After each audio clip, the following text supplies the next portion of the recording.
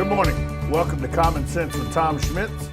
I come to you today a little drowsy as I was up way past my bedtime last night watching the college football playoff national championship game. For those of you that didn't see the game, well, you missed a doozy, because what a game it was. Alabama jumped out to a 14-point lead, only then to be outscored 35-17 by the Clemson Tigers. There were 3 lead changes in the final 5 minutes of the game alone. Clemson won the game 35-31 and is the college football playoff national champions. And yes, if you were wondering, I picked Clemson to win the game. And as my guest today, Hunter Turner, can attest to that fact in just a moment. But first, I do need to let you know that all the views voiced here on Common Sense with Tom Schmitz are those of the host and the guest only, and in no way reflect the CEP, the Power Plant Business Incubator, the City of Ocala, or Marion County. I do first, before we get started with our guest, Hunter Turner, I want to tell you what happened while you were sleeping. While You Were Sleeping is brought to you by the Riley Arts Center of Ocala, the premier performing arts center in our area. With concerts, dance events, and comedy events, the Riley has something for everyone. Visit them at www.rileyartscenter.com for an up-to-the-moment calendar of events, or join us every Monday for the Riley Arts Center calendar. While you were sleeping, there's a manhunt underway after a fatal shooting of an Orlando police officer. Police continue to search Tuesday for the man accused of killing Police Sergeant Deborah Clayton. She's a 17-year veteran of the Orlando Police Department. Markeith Lloyd is the person that they're looking for, as he allegedly shot and killed Deborah Clayton as she approached him at a Walmart. Lloyd is wanted in the fatal shooting of his pregnant ex-girlfriend last month. Police said Lloyd was wearing a T-shirt that read security when the shooting took place. There's a reward of $60,000 for information leading to his arrest. As a search got underway for the Orlando officer, suspected killer, an Orange County, Florida sheriff's deputy was killed in a traffic accident. The crash involving the deputy and a 78-year-old was part of the search. As the deputy was looking for the suspect, he was involved in this crash and was pronounced dead at the scene. So a sad day yesterday in Orlando as 2 officers lost their lives in the line of duty. Now with that, I would like to offer a warm welcome to my guest today. For the last 5 years, he has worked for Buddy Martin Media, first as an intern, and now as an associate producer of the Buddy Martin Show, heard weekdays 6 to 7 p.m. on WMOP. I'd like to welcome him in now, Hunter Turner. Hunter, good morning to you. Morning, Tom. How are you? I'm a little sleepy, Hunter, as I'm sure you are too. You and me both. Long night. Doozy of a football game last night. Yes. Clemson comes back and wins. I need you to attest, though. Did I predict this football game and the outcome? You did, actually. I will say that firmly. You predicted the outcome. I was amazed, number one, that Alabama scored that many points. And number two, obviously, Deshaun Watson. He was best player outstanding. In football. Yes, he earned it last night. Best player in college football. I didn't see two Alabama defensive touchdowns, though. No, that's what I predicted. And there was not, although I will say this, Reuben Foster, man, I was really impressed.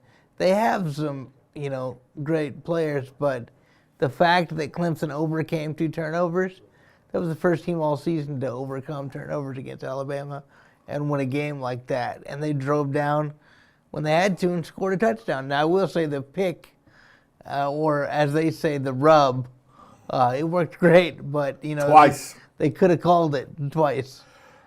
We're not here to talk about football, but it was a doozy of a football game last night. Yes. Great time. We are here to talk about something that a lot of people, I don't think, really think about in their everyday lives, because most people aren't in the situation you're in. For those who don't know Hunter was since early childhood, almost birth, you've been dealing with different situations. You've had, make sure I get this right. You've battled and won against leukemia. Mm-hmm. You have had your back broken in 3 places. Yep. You have rods holding your back together as we speak. Yes. You're confined to a wheelchair because of cerebral palsy.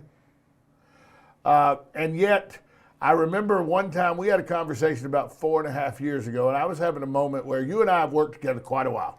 Yes. And you showed up as an intern at the Buddy Martin sports page and the Voice of Ocala 5+ years ago when we were at WOCA radio. And you came out of the CF journalism school class. I don't know if you can call it a journalism school. It's a class. It's a class. You came out of the journalism class with us, and when you came in, you were bumping walls at the old WOCA studio because it used to be in the Cascades. Yes. You had to traverse a elevator that, let's just say, the homeless had used. Yes, and some days it wouldn't even be on. And some days it wouldn't be on. And so you came in, and you and I have done a lot of golf coverage together, covering different tournaments and all. And so we've had a chance to have some conversations about things in my life, things in your life. And one of them is I asked you about 4.5 years ago, you got all this that happened, Hunter. You got the leukemia, you got the cerebral palsy, you're confined to a wheelchair, you've had to make battles all your life. How do you keep your spirit? Because you're always in a good mood, you're always up, you always see the best in things. And you looked at me and said, Tom, they told me I should be dead by 13, I'm good. Absolutely. You haven't cheated life, but what has kept you motivated to keep going and just continue on day after day? Well, that's a good question. I think most people forget that even everybody has a challenge, and it's all relative. People forget that people struggle, every day, worse than me even. There's a lot of people that aren't as fortunate as I am, and I try and keep that into perspective when I think I'm struggling, like today when I didn't want to get out of bed because last night. I have to go. If I don't go full speed ahead, I'm cheating myself. And I'm cheating every single person who had a disability before me that worked hard to get to where they were going. People paved the way, and I was one of the people in Ocala Marion County, what we're going to touch on in a few minutes, that paved the way in the public school system to allow disabled students to go to school. At South Ocala Elementary, when I first got there, they didn't have ramps to all the buildings and all the classrooms. So that was in 94, 95. You're getting old, Hunter. Yeah, I know. Yeah, I am getting old. Frosty tips. But anyway, it's a thing that you have to keep in perspective each and every day, that your problems are relative. Everybody's problems are relative, but you can't let it get you down. And for me, I've just always thought that you have to be strong because somebody else needs you to pick them up, and that's how I've lived my life. It's to try and impact others that way. Now, when you say you've impacted the Marion County school system, I know that you have a love for sports, and have always had a love for sports. You were an assistant coach this year for the playoff Forest High School boys football team, varsity football team. Yes. I know that when they built the press box and all at Forest, there were some things installed that aren't normally in press boxes, but they were installed not with a group of people in mind, but with Hunter Turner in mind specifically. But you've helped now that anyone in a wheelchair now has access to the press box at Forest High School because they have a wheelchair elevator, I guess is what you would call it. It's actually more like I don't know what it's actually. It's a lift. It's a lift. Thank you. That gets you in and out of the press box. These are the kind of things that Marion County has installed to help the handicap in our community. Well, you got to think about it too. Forest is a relatively new school. Was a relatively new school to where they had to make the adaptive equipment. Also, my uncles built the school too, so that helped a lot. A little bit. Yeah, so I was able to get some input in there, but you have to think about it too. Marion County is still growing, and as it grows, continues to grow, it's something that needs to be highlighted. Is that more and more disabled people are being born each day, and I think the Marion County, since I was young, has grown tremendously in the fact that they allow, students to through the ESE program to be a part of the educational system and still be in, still have that disabled class, but still be a part of the group. If you know what I mean. You part of the mainstream. I was mainstream, but I'm talking about other disabled students too. Right. They're allowing them to now branch out and interact with the other mainstream students. Some students that wouldn't normally get that opportunity. Now you were mainstreamed all through class. Yes. You did the same classes that any normal high school student did. Anybody else, any single person. I did all. How'd they not suit you up for the football team? Did you wanted them to? Didn't you? Yeah, I definitely was wearing a jersey when I was in high school at Forest. Let's talk about some of the things you have to do on a regular basis. Like today, when you came in, there's no stairs you can come up. You got to come up an elevator. This Yes. building is equipped for that. Do you find now that 45 years after the ADA was passed, the American with Disabilities Act was passed, that you have access to anywhere you want to go? Relatively speaking, yes. Realistically, no.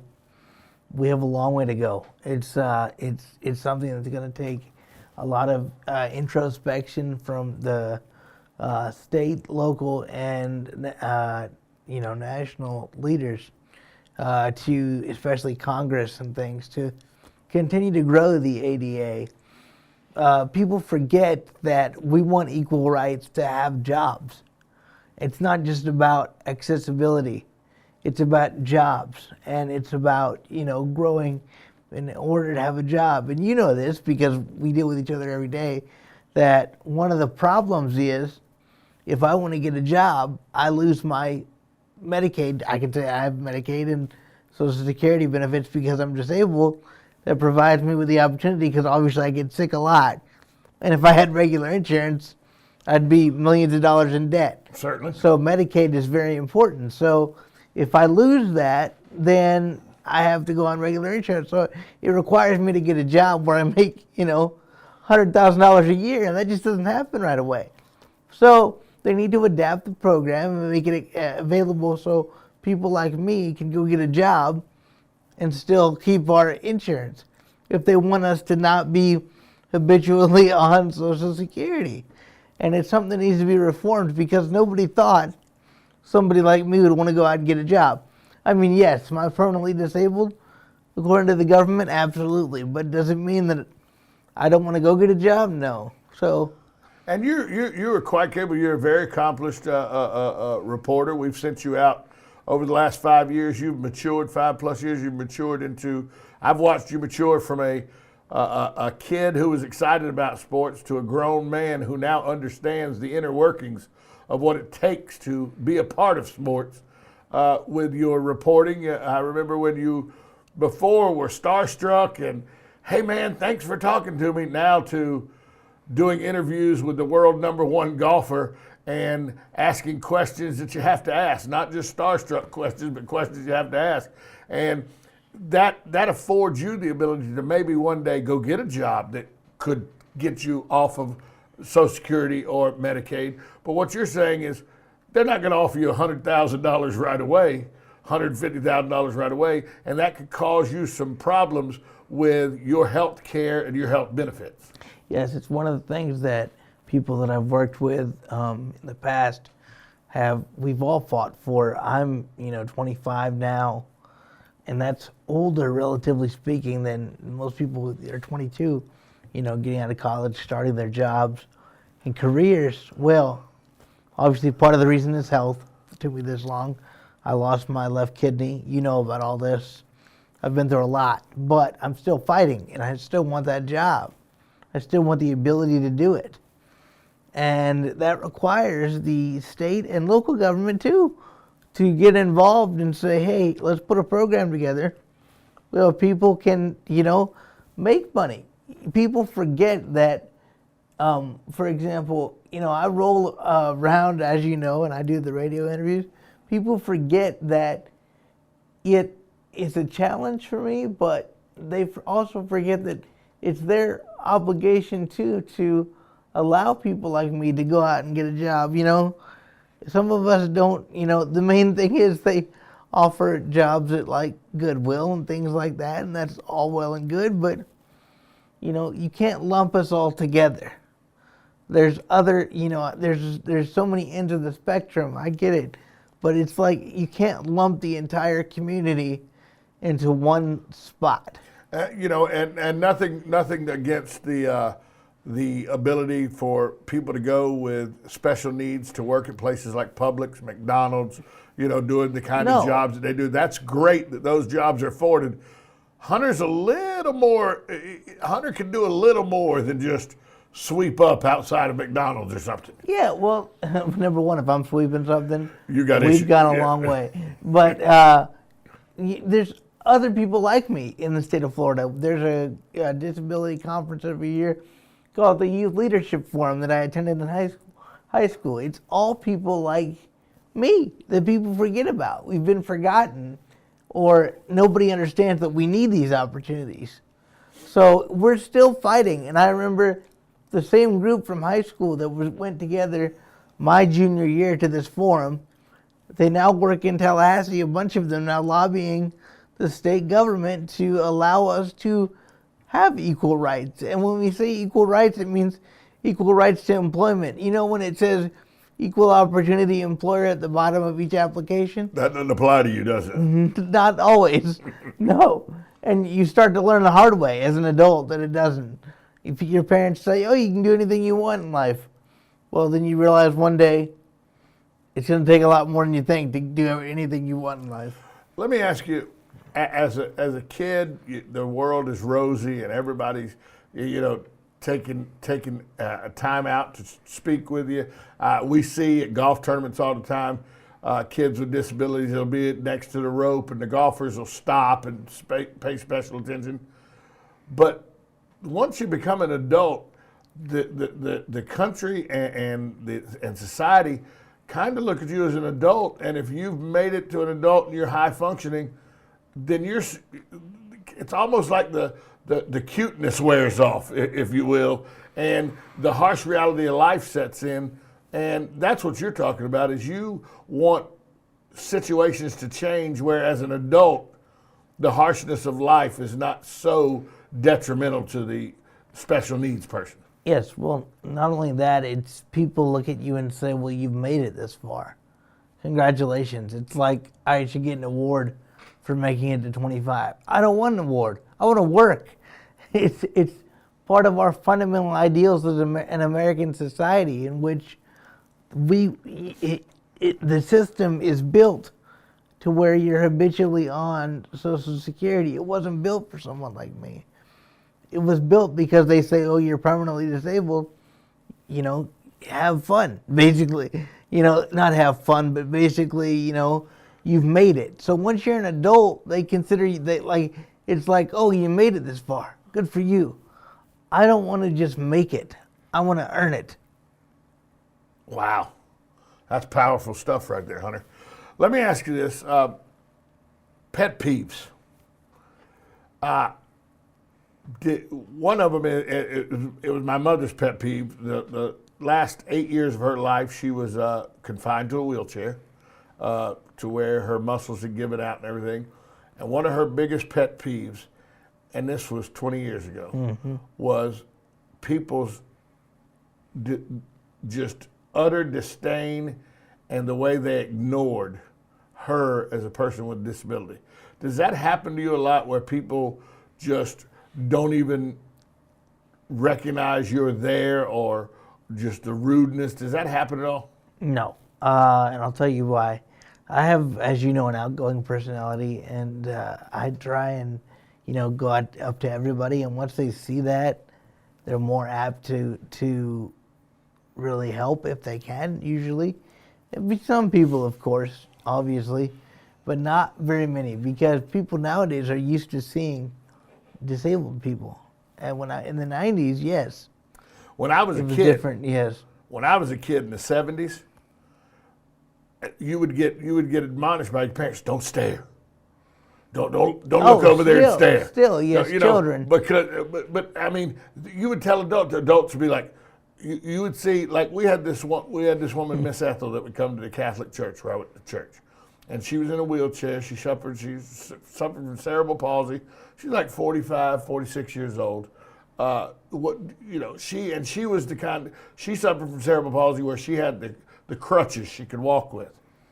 Yes, I've used those before myself. She come walking in church, and the adults go, "Shh, here comes Ethel." Shh, okay. Like that Ethel, it was a bad thing that Ethel was walking in and they were talking. Yes. Please be quiet. Here comes Ethel. And I always thought, if Miss Ethel hit one of them with one of them crutches, they'd probably get a little better attitude about how to deal with Miss Ethel. Oh yeah, well people think, let's walk on eggshells. They're just, you're disabled. I get that too. I get that to where people are like, how do we deal with them? What do we do? That's just ask. And that was always my thing is if you don't know, ask. If you don't know how to deal with someone that's disabled, all you have to do is ask. And I still get to this day where adults are like, well, how do we deal with you? What do I do? I remember my high school PE teacher who was supposed to teach me said, I can't teach you. I don't know how to teach someone who's disabled. And it was stuff like that. And that was in, 2008. So that was, just 8 years ago, 9 years ago now, where people still didn't know how to deal and they didn't want to deal. And you get that. Absolutely, you get that. You get people who don't quite understand the situation and they don't want to learn. Or you get people that want to learn and you just talk through it. It's just a matter of the person. And if they want to deal, I don't mean deal, but yeah, it is dealing. You have to learn how to adapt. We do it every day. Well, then you get people like me who, when you rolled in, I was like, look, pal, that chair and that cerebral palsy, you're either going to do the job or you're not going to do the job. And if you can do the job, you're here. And if you can't do the job, you're out of here. Exactly. And that's and the I way. think I've fired you probably 150 times. And I'd say 200. But that's the way people like me want to be treated, just with an opportunity. It's not about thinking, let's just give him, something out of pity. We want to earn it. We don't want pity. Be honest though. There's times when you pull up to a parking spot or something, and you see somebody's car parked there that they're not handicapped. You really want to get out and slash the tires, don't you? Oh yes, I've called the police and gotten many people a ticket back in the day. So, with that being said, you're onward and upward. You formed some great relationships through your work, not because of your disability, but because of your hard work. You can now count people with the likes of Jimmy Roberts from NBC. Yes. Tiger Woods, former world number one. Sean Foley, the swing coach to most of the PGA Tour stars, as friends of yours. Yes. There was talk about you and Roy McIlroy. Was it Roy's manager? Is that who you're good buddies with? Yeah. Roy Sean. McIlroy. Yeah. You're just hobnobbing with the big guys on the PGA Tour. Well, yes, I had Billy Horschel. I'm very good friends with Billy and Graham McDowell and people like that. Good people who, by the way, didn't look at me as someone who was disabled. Once they got to know me, it was just my homie or my friend, somebody you want to hang out with. Sean Foley, the swing coach of a lot of stars on the PGA Tour, actually told you come to his school in Orlando and he'd come up with a way to teach you to play golf. Yes, he did that. That was years ago, absolutely. And now they've come up with a club where it literally is like caps, like the guns that used to shoot off those caps. They have that now where it is in a golf club and you press a button and a cartridge shoots the ball. It can go up to 275 yards. Wow. One club, and you can adjust it for each Well, you shot. don't need to buy that club. Because I don't need you beating me on the golf course. Yeah, and I would too. You would too. It's kind of like cheating. It's like the bowling alley, you know, where they have that little. Have you seen that push thing where they have the two little things and you push it down the hill and it goes? Well, it's just like that. It'd be like every shot's consistent. And you'd be I'm pretty sure with your situation, no one would call it cheating. Well, that's true. I'm pretty sure no one would call it cheating. I don't think anybody would, so it's okay. Hunter, thanks so much for stopping by. We'll do this again sometime. Tom, we'll do it whenever you want, man. And I'll see you this afternoon or you're fired. Well, there you go. This evening, actually, so we'll be good. All right. Hunter Turner, associate producer of The Buddy Martin Show.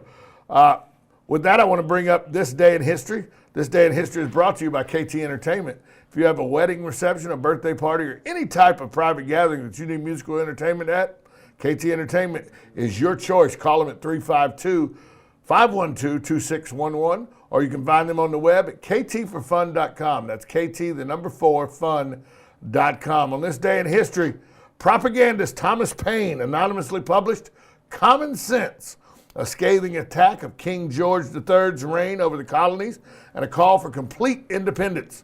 It sold more than 500,000 copies in just a few months, greatly affecting public sentiment and the deliberations of the Continental Congress leading up to the Declaration of Independence. That happened on this day in history. With that, I'd like to thank my guest again, Hunter Turner of The Buddy Martin Show, and I'd like to thank my producer, Brian Morgan, doing all the right things behind the scene. And I want to give a special shout out to Ayla Romer. She is Hunter's caregiver, life partner, and soon-to-be wife. So thanks, Ayla, for getting him up and getting him here early this morning. For everyone I mentioned, I'm Tom Schmitz. Have a great day, everybody.